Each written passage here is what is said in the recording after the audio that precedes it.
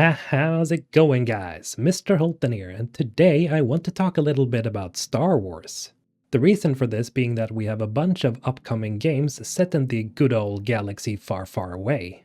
So in this video, I'm going to mention basically everything we know that's confirmed so far about every Star Wars game that is in development right now, as well as some apparent leaks that have sprung up linked to these games.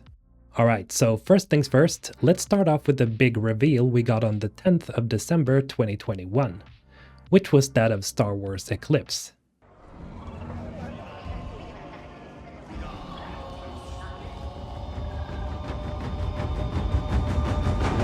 So what do we know about this game? Well, not much. When it comes to the setting, we see a lot of shots that almost seems to be taken straight out of the prequel era movies, when the Galactic Republic was still up and running and the Jedi Temple on Coruscant hadn't been destroyed by Anakin Skywalker. We get a glimpse of a very familiar looking figure, which I could bet $100 to be Yoda standing on the floor of the Jedi Council. Now, as there isn't a 4K version of this trailer, it's hard to see how old he is, but as this game will be set during the High Republic era, it's probably going to be set a few hundred years before the rise of the Empire. For anyone who's lost here, the High Republic era of Star Wars was the golden age of the Jedi, as they were very active with peacekeeping the galaxy during those times. A bunch of different events also happened during this time period, so the game will no doubt delve into some canonical stuff that's been released in comic form for the past few years. Star Wars Eclipse is going to introduce new species to the Star Wars universe, it seems, one of them being this Voldemort-looking species that are expert drummers. We still don't have a name for them yet, but they look interesting. We don't really get a very good look on most of the individuals shown in the trailer either, but we're shown some interesting looking folks, one being this particular female individual. My first reaction to seeing her was, oh, she's probably the protagonist, but as the description reads, Star Wars Eclipse lets you play as a diverse cast of charismatic characters, each with their own story, abilities, and role to play in the tapestry of events that could alter the carefully balanced piece of the Outer Rim. We can already see where this is going. Now, some of you might know this already, but the developers behind Star Wars Eclipse is not just LucasArts, but none other than Quantic Dream. This is the studio behind the Sean simulator Heavy Rain, as well as Beyond Two Souls, and their latest game, Detroit: Become Human. If you've played any of these games, you'll know that their games tend to focus on giving us the perspective of different characters and not a singular hero to tell a story. So these individuals we see in the trailer are all probably going to be playable in some way. They're also pretty well known for developing branching narrative experiences rather than the action gameplay. So the question remains if Star Wars Eclipse is going to go the classic Quantic Dream route, or if it's actually going to be more of an action-adventure, sort of like in the vein of Jedi Fallen Order. Speaking of Fallen Order, there has been rumors and rumblings in the industry lately about the sequel being developed for one of the greatest games in 2019. And now it's basically been confirmed that they're working on another game by none other than Jeff Grubb, who said in a recent Grub Snacks episode to expect to hear about the game in a significant way before E3, and that there is a chance that the Jedi Fallen Order sequel could release in 2022, but that early 2023 is more likely. Jeff Grubb is of course the same guy who gave us some previous info about the next Mass Effect, and he's generally known to be a trusted source for insider info. Then we have another trusted source, that being Jason Schreier, who tweeted recently that the Jedi Fallen Order sequel has been in production for a while and should be out this year or next. Also, in a recent interview with CBR.com, Cameron Monaghan, who plays the protagonist Cal Kestis, hinted at a continued journey with this. Going forward, I would very much like to see us continue to explore Cal, and also put him in very different situations, and see how he changes as he gets older, as he ages throughout the very dark period. So the actor behind the main character himself seems to have revealed to us here that yes, there is another game coming. Which is great news, because Jedi Fallen Order was a really great game and I can't wait to play it on my PS5. Oh, and then we had probably one of the most hype moments of last year, which was the reveal of the Knights of the Old Republic remake during the PlayStation Showcase. That is what the Sith believe. They promised power.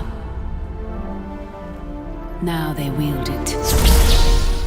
All we know about this game is, well, it's a remake of one of BioWare's most beloved games. And as the trailer tells us, it's being remade for the PS5, which just sounds amazing. Fans of the old KOTOR games probably all collectively peed their pants, because Knights of the Old Republic is one of the reasons that BioWare became such a famous studio back in the day. Now, since those games released over 20 years ago, there's been a desperate need for a remaster or a remake, and people have been asking for it for so long.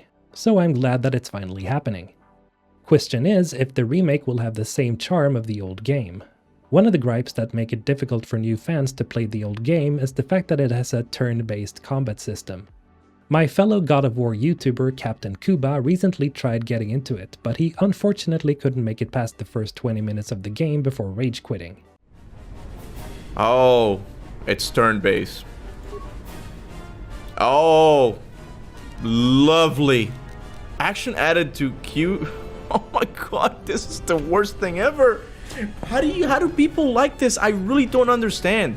So in order to introduce new fans to it, I sincerely believe they will ditch the old system in favor of something more action-oriented. But as long as they keep the story intact, I don't believe there'll be any issue. Like the Final Fantasy VII remake, keep it simple, make the combat more engaging, and that's it. We don't have a release date for the remake yet, as it's still in early development. I'd expect it to be at least 3 to 4 years away. Of course, let's not forget about the LEGO Star Wars game that's releasing in April, which is titled the Skywalker Saga. As the name implies, this game will basically let you play through all the 9 films of the main Star Wars continuity. If you're interested in stuff like LEGO Star Wars, then head over to the gameplay overview trailer. I've linked it in the description. Anyway, let's move on to some more leaky territory. We know that there are 3 other major games that are in the works currently. The first one is another Star Wars game in development by Respawn, who are, as I mentioned earlier, already working on a Fallen Order sequel. This Star Wars game is rumored to be a single-player first-person shooter, but we don't really know more than that as of now. I would assume that Respawn are really hard at work with the Jedi Fallen Order sequel, and let's not forget that they're constantly working on Apex Legends of the Titanfall franchise. So I don't think development of the FPS will start in earnest until after Fallen Order 2 goes gold. But this is not the only thing that Respawn are working on. They're also working on a real-time strategy Star Wars game. And last but not least, we also have Ubisoft working on an unannounced Star Wars title. Supposedly it will be a story-driven open-world experience. And it will be using the Snowdrop engine, which Ubisoft used to develop The Division with. This game is probably several years away from being announced, since the team are working on the upcoming Avatar Frontiers of Pandora, so they probably have their hands full already. This list is as of the end of January 2022, and it wouldn't surprise me that we'll see more Star Wars titles in the works. I gotta say that I'm pretty surprised at the amount of games that Respawn are making. How they are managing to work on so many games at the same time just baffles me. And I gotta admit that I'm a little bit disappointed that we're not seeing any plans of a new Battlefront game. I know that the launch of both titles under EA's supervision has been absolute disasters, but Battlefront 2 actually turned out to be very enjoyable after EA and DICE got rid of the pay-to-win lootbox system. There was no fault with the gameplay, and the game has built up a surprisingly large community of supporters. Anyway, before I end the video, I want to give a huge thanks to my channel members. You guys are awesome, and your support helps keeping this channel running. And as always, have a great day guys. MrHulthen signing out.